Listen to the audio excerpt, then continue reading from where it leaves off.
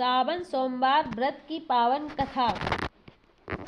सावन सोमवार व्रत कथा। सावन सोमवार की यह व्रत कथा जरूर पढ़े, पूरी होगी मनचाही मुराद। अगर आपकी कोई मन्नत पूरी ना हो रही हो या फिर तमाम प्रयासों के बावजूद आपको करियर में सफलता ना मिल रही हो या व्यक्ति जीवन में परेशानी चल रही हो, मसलन कोई भी दिक्कत हो, तो परेशान होने के बजाय अब की सावन सोमवार का व्रत करके यहाँ बताई गई व्रत कथा का पाठ करें। मान्यता है कि सावन सोमवार के दिन अगर व्रत रखकर इस कथा का पाठ किया जाए तो जातकों की मनचाही मुराद पूरी हो जाती है।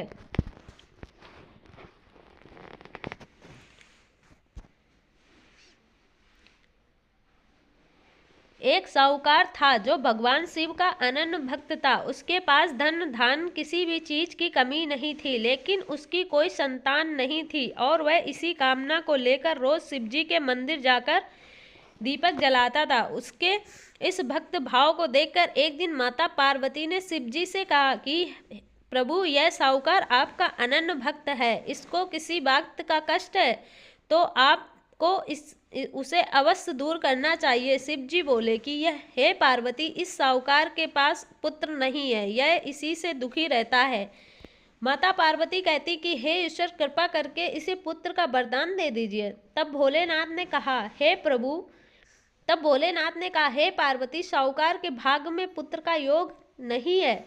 ऐसे में अगर इसे पुत्र प्राप्ति का वरदान मिल भी गया तो यह केवल 12 वर्ष की आयु तक ही जीवित रहेगा। यह सुनने के बाद भी माता पार्वती ने कहा कि हे प्रभु, आपको इस साहूकार को पुत्र का वरदान देना ही होगा, अन्यथा भक्त क्यों आपकी सेवा पूजा करेंगे। माता के बार बार कहने से भोलेनाथ ने साहूकार को पुत्र का वरदान दिया, लेकिन यह भी कहा कि यह केवल 12 वर्ष तक ही जीवित रहेगा। साहूकार यह सारी बातें सुन रहा था, इसलिए उसे ना तो खुशी हुई और ना ही दुख।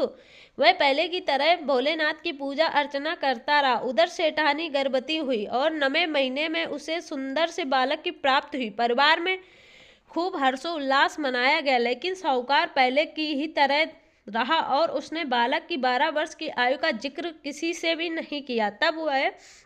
तब विवाह के बजाय बालक को भेजा काशी। जब बालक 11 वर्ष की आयु हो गई तो वह एक दिन साहूकार की सेठानी ने बालक के विवाह के लिए कहा, तो साहूकार ने कहा कि वह अभी बालक को पढ़ने के लिए काशी भेजेगा। इसके बाद उसने बालक के मामा जी को बुलाया और कहा, इसे काशी पढ़ने के लिए ले जाओ और रास्ते में जिस भी स्थान पर रुकना वहाँ पर यज्ञ करते हुए और ब्राह्मणों को भोजन कराते हुए आगे बढ़ना।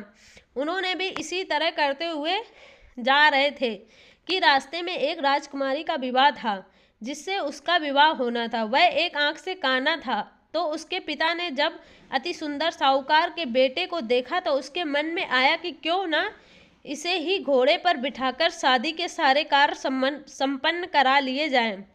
तो उन्होंने मामा से बात की और कहा इसके बदले में वह अथाह धन देंगे, तो वह भी राजी हो गए। इसके बाद साहूकार का बेटा विवाह की पेंदी पर बैठा। जब विवाह कार्य संपन्न हो गए तो जाने से पहले उसने राजकुमारी की चुनरी के पल्लू पर लिखा था कि तेरा विवाह तो मेरे साथ हुआ है, लेकिन जिस राजकुमार के साथ भेजेंगे वह तो एक आंख का काना है। उसके बाद वह अपने मामा के साथ काशी के लिए चला गया। उधर जब राजकुमार ने अपनी चुनरी पर यह लिखा हुआ पाया तो उसने राजकुमार के साथ जाने से मना कर दिया। तो राजा ने भी अपनी पुत्री को बारात के साथ विदा नहीं किया। बारात वापस लौट गई। उधर मामा और भांजे काशी पहुंच गए थे। एक दिन जब मामा ने यज्ञ रचा रखा था और भांजा बहुत देर तक बाहर नहीं आया तो मामा ने अंदर जाकर देखा तो भांजे के प्राण निकल चुके थे।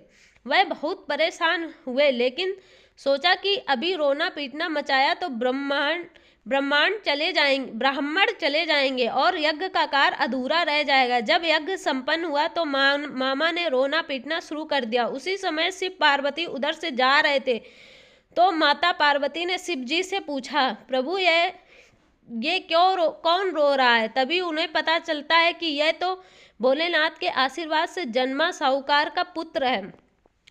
तब माता पार्वती कहती हैं, हे स्वामी, इसे जीवित कर दें, अन्यथा रोते रोते इसके माता पिता के प्राण निकल जाएंगे।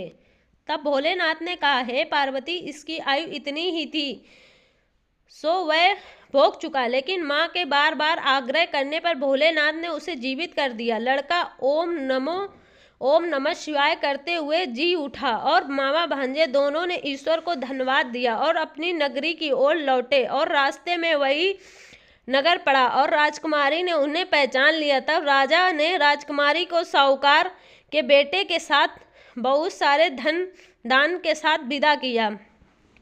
और ऐसे हुई शिव शंभू की कृपा।